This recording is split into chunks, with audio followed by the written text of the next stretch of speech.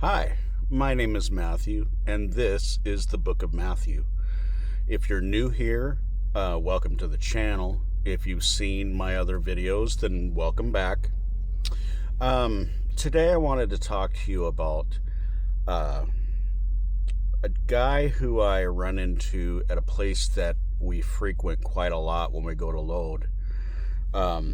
We load frequently at the Menards Distribution Center in Holiday City, Ohio, I think it's called. The guy, he was helping me put my tarps on my load because they have a forklift and an apparatus that helps do that sort of thing.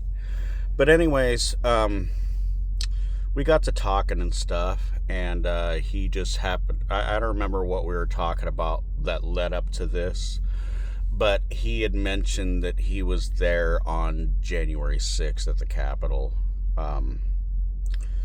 And he said he went with a group of, buddies of his, that they were going to peacefully protest.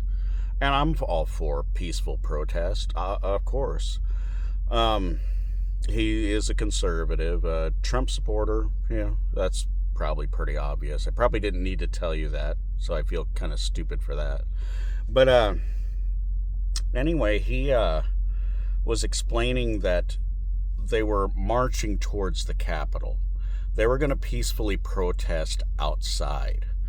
And when the protesters started breaking into the Capitol, and when all that was starting to occur, all of his friends that he came with were like, whoa, we didn't sign up for this. What are you guys doing? And so they stuck back from where all of that was occurring. And he goes, yeah, I got gassed. Don't recommend that. If you ever have the opportunity, just go ahead and pass. But and we got to talk. I go, well, I love listening to stories like that. I love listening to stories from both liberals and conservatives, because I like hearing points of view from both sides. And so we got to talking a little bit later after he was telling me all this stuff, and we both agree that there were two January 6ths. You have the January 6th that was presented by the liberals or liberal media that basically showed all the Trump supporters as angry, mobbing, destroying everything in their path.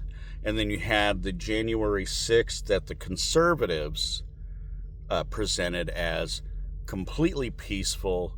Everybody was walking around in the Capitol all willy-nilly, all I mean, that's what they showed. But I think if you combine them, that's after this guy's testimony about him and his friends being there, I'm convinced that when you look at the news media and you see that one side has one thing portrayed one way and the other side has it another, if you was to combine the two together, you can get a more accurate story.